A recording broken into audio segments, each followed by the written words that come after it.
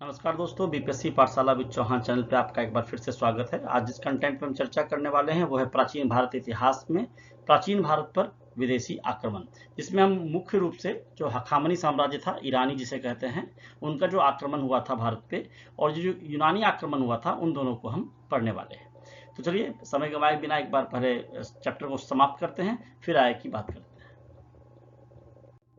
तो दोस्तों सबसे पहले हमें हखामनी पढ़ना है, ईरानी आक्रमण, और फिर यूनानी।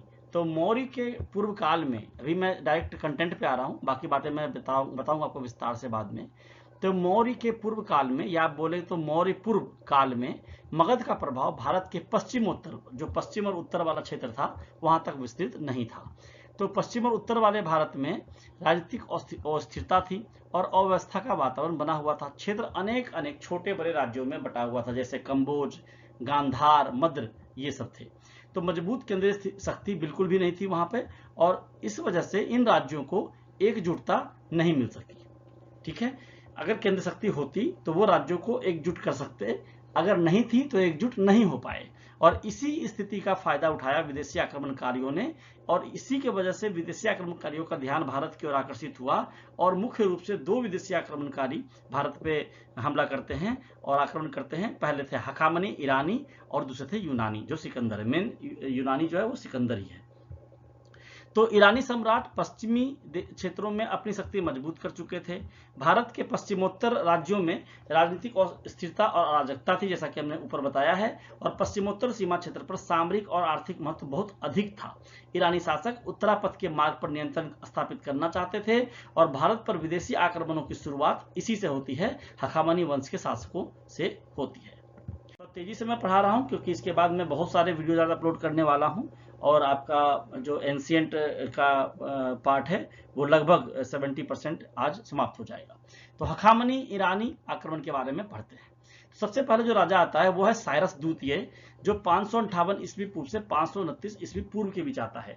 देखिए, चूंकि ईस्वी पूर्व की बात हो रही है तो आपको यहाँ पर ईस्वी घटते हुए दिखेगा, तो कंफ्यूज मत होइएगा इसमें। तो पॉइंट वाइज पढ़ते हैं। 6ठी शताब्दी ईसा पूर्व में उसके मध्य में हखामनी साम्राज्य की स्थापना की गई, और करी किसने? साइरस द्वितीय ने। वह महत्वाकांक्षी शासक था और थोड़े समय में पश्चिमी एशिया का शक्तिशाली शासक बन गया।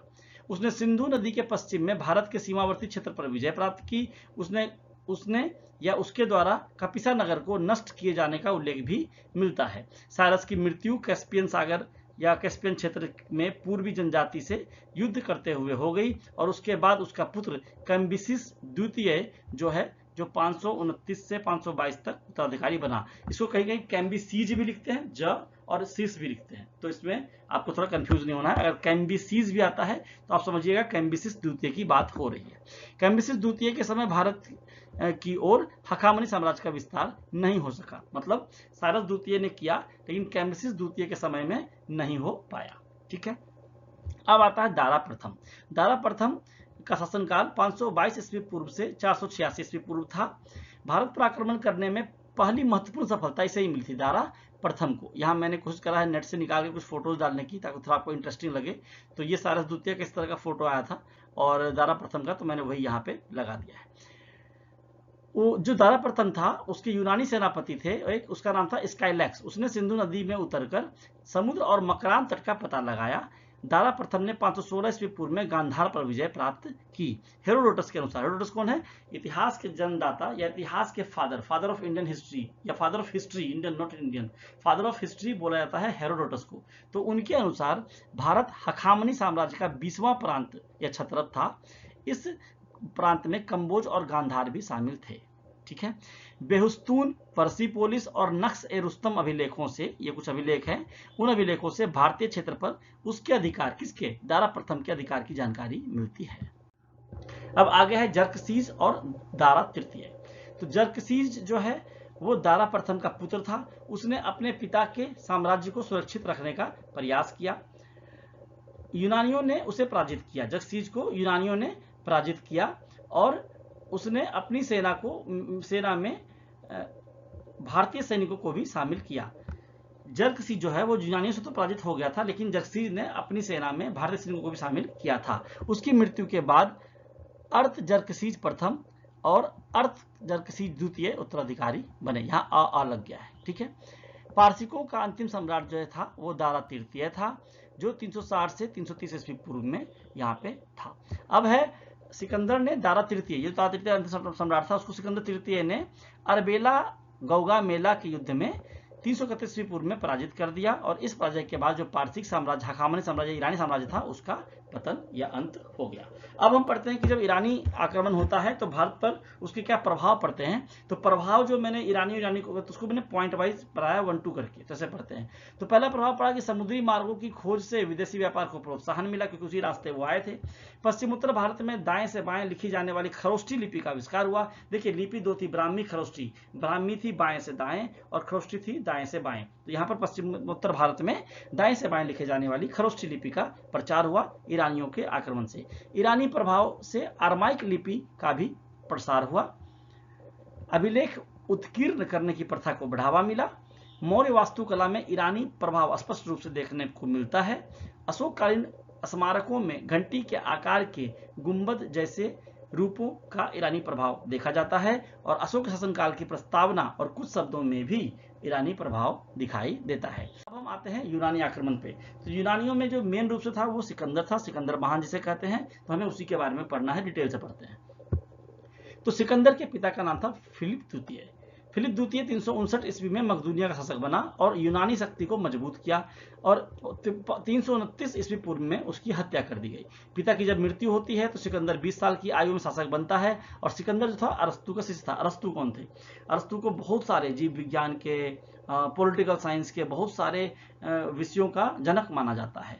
तो अरस्तु बहुत ही महान लेखक विचारक थे। तो अरस्तु का शिष्य था सिकंदर, और सिकंदर का भारत पर आक्रमण होता है 326 ईस्वी पूर्व में, और बल्ख बैक्टीरिया को जीतने के बाद सिकंदर ने काबुल की ओर रुख किया, फिर आगे वो भारत आता है। इसके बाद उसने हिंदुकुश पर्वत, काबुल के बाद हिंदुकुश पर्वत और खैबर दर्रे को पार करके भारत में प्रवेश किया।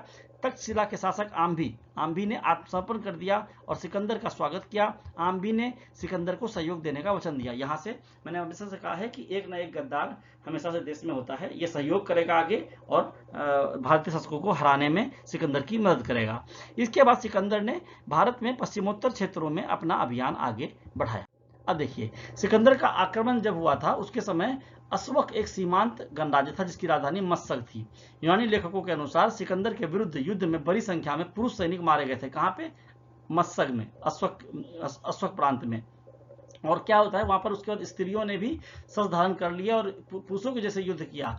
और ऐसा भी लिखा गया है कि सिकंदर ने नगर की समस्त स्त्रियों को भी मौत के घाट उतार दिया था, क्योंकि वो उसकी सेना से लड़ रहे थे। उसके बाद पंजाब में सिकंदर को झेलम और चिनाब के मध्यवर्ती क्षेत्र के शासक पोरस से युद्ध करना पड़ा। यह युद्ध हाइडेस्पीस या वितस्ता के युद्ध के नाम से प्रसिद्ध है, और इस युद्ध में पोरस की हार होती है। और आपको सुनने को मिलेगा, देखने को, पढ़ने को मिलेगा कि पोरस से जब सिकंदर पूछता है कि क्या किया जाए, तो वो बोलता है कि आप वही करो जो एक राजा दूसरे राजा के साथ करता है, एक राजा जो दूसरे राजा के साथ व्यवहार करता है वही करो। तो फिर सिकंदर क्या करता है, पोरस को उसकी पूरी जो है राज्य उसको लौटा देता है। तो सिकंदर की सेना लगभग 19 महीने तक भारत में रहती है। व्यास नदी के पश्चिमी तट पर पहुंचने के बाद सिकंदर की सेना ने आगे बढ़ने से इनकार कर दिया। इसके बहुत सारे रीजंस हैं, मैं जब मगध पढ़ाऊंगा आपको उसमें डिटेल से बताऊंगा कि एक जगह पर यह भी साबित होता है कि उसकी सेना बहुत थक गई थी, 6 साल से वो लड़ते आ रहे थे, अपने फैमिली से दूर थे।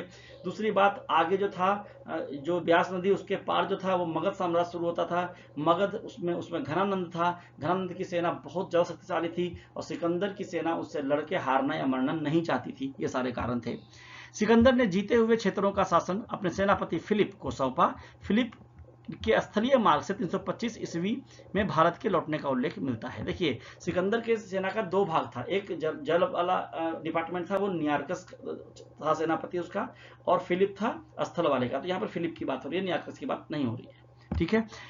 सिकंदर ने 2 नगर स्थापित किए, निकिया और ब्यूकेफला। निकिया की स्थापना विजय जब किया था, विजय प्राप्त किया उसके उपलक्ष्य में, और ब्यूकोफेला जो है वो सिकंदर के घोड़े का नाम था, उसके नाम पे किया गया। सिकंदर की मृत्यु 327 ईस्वी पूर्व में बेबीलोन में होती है, और मृत्यु के समय उसकी आयु सिर्फ 33 साल थी। 20 साल में गद्दी पर बैठा और अगले 13 साल में विश्व विजेता कहलाया, ऐसा शासक था वो। उसके साथ आने वाले लेखकों में नियार्कस, ये नियार्कस जो है लेखक भी था और उसके जहाजी बेरगा प्रमुख भी था। ओनेसिक्रिटस और अरिस्टोबुलस के विवरण अधिक प्रामाणिक माने जाते हैं। अब जब सिकंदर का आक्रमण, यूनानी आक्रमण होता तो उसकी सफलता का कारण क्या था? तो कारण ये था कि भारत में कोई ऐसी मजबूत केंद्र सत्ता नहीं थी जो सभी राज्यों को एकजुट कर सके। राष्ट्रवाद की भावना का अभाव, ऐसा बोल सकते हैं आप। डॉक्टर हेमचंद्र राय चौधरी बहुत बड़े इतिहासकार हैं, उन्होंने लिखा है कि उस समय भारत में 28 से अधिक शक्तियों का उल्लेख हुआ था, किया गया है उनकी किताबों में, और अनेक छोटे छोटे राज्यों में विभाजन के कारण राजनीतिक एकता का अभाव था। सिकंदर की सेना अत्यंत शक्तिशाली थी और उसमें तेज तर्रार घोड़ों की बहुतायत थी। आम भी जैसे स्थानीय शासकों के देशद्रोहियों का सहयोग भी सिकंदर की सफलता का कारण बना। ये मैंने पहले आपको बता दिया है। अब जब ईरानी आए तो ईरान का प्रभाव पड़ा, यूनानी आएंगे उसका भी प्रभाव पड़ेगा। यानी प्रभाव क्या पड़ा, तो प्राचीन भारत में, इसको पॉइंट में समझिए, प्राचीन यूरोप को प्राचीन भारत के संपर्क में आने का अवसर मिला। भारत और यूनान के बीच विभिन्न क्षेत्रों में प्रत्यक्ष संपर्क स्थापित हुआ। पश्चिमोत्तर भारत के अनेक छोटे छोटे राज्यों का एकीकरण हुआ। सिकंदर के अभियान में कई नए स्थल और जलमार्ग खुले, जिनका बाद में भारतीय व्यापार में योगदान रहा। भारतीयों ने यूनानियों से छत्रप प्रणाली और मुद्रा निर्माण कला को अपनाया। यूनानी शैली के सिक्कों के प्रभाव से भारतीय सिक्कों की शैली में परिवर्तन आया और गांधार शैली की कला का विकास यूनानी प्रभाव से हुआ। गांधार कला में भारतीय और यूनानी कला का सम्मिश्रण दिखाई देता है। आप जब एक बुद्ध भगवान की मूर्ति देखते हो जिसमें घुंघराले बाल उनके दिखते हैं, तो वो गांधार कला जो है वो वही है जो लेके आए थे वो लोग, और उसका प्रभाव हमारे वो गांधार कला है और उस पर यूनानी कला का प्रभाव है। आप सिकंदर के बाल देखोगे जैसे घुंघराले थे, वैसे आपको भगवान बुद्ध की भी मूर्तियों में बाल दिखने को मिलते हैं, गांधार शैली वाली मूर्तियों में। ठीक है, अब दोस्तों क्या है, इस तरह से हमने ये वाला चैप्टर पूरा कंप्लीट कर लिया है। अब आगे जो वीडियोज आएंगे ना, उसमें हम पढ़ने वाले क्या है, तो उसमें हम मगध साम्राज्य को पूरे विस्तार से पढ़ेंगे, धार्मिक आंदोलन पढ़ेंगे, बौद्ध जैन को, मौर्य पढ़ेंगे, मौर्यों के बारे में पूरा, मौर्योत्तर के बारे में पूरा, गुप्त के बारे में पूरा। तो जो आपका जैन धर्म है, बौद्ध धर्म है, उस पर डिटेल से मैंने अलग अलग वीडियोस बना रखे हैं। मौर्य पर पूरा वीडियो है, मौर्योत्तर पर पूरा वीडियो है, और गुप्त पर भी वीडियो बना हुआ है।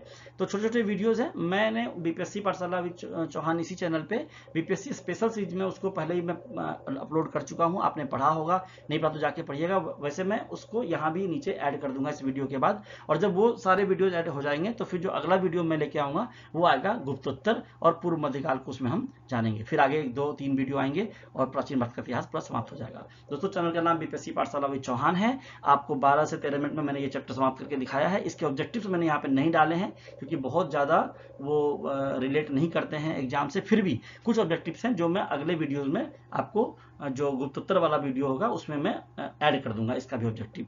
और इस तरह से आपको पढ़ते रहना है, पूरा सिलेबस मैं कंप्लीट कराऊंगा।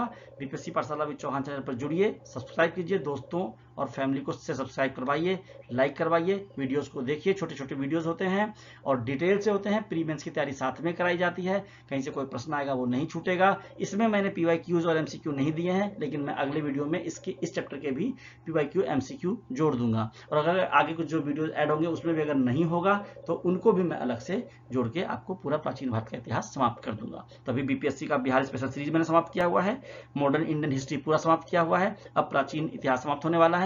और बीपीएससी का एग्जाम जो है उसके लिए मैंने लास्ट 1 ईयर का पीआईबी पटना जो है, जो कि बहुत ऑथेंटिक सोर्स माना जाता है करंट अफेयर्स के लिए, उसके भी वीडियोस मैंने उसमें डाले हुए हैं। तो आपको अच्छे से तैयारी करना है, चैनल से जुड़े रहना है और चैनल को आगे बढ़ाने में मेरी मदद करनी है। तो अब तक के लिए वीडियो में बने रहने के लिए आपका बहुत बहुत धन्यवाद। अगले वीडियो में फिर मिलते हैं, तब तक पढ़ते रहिए, मस्त रहिए।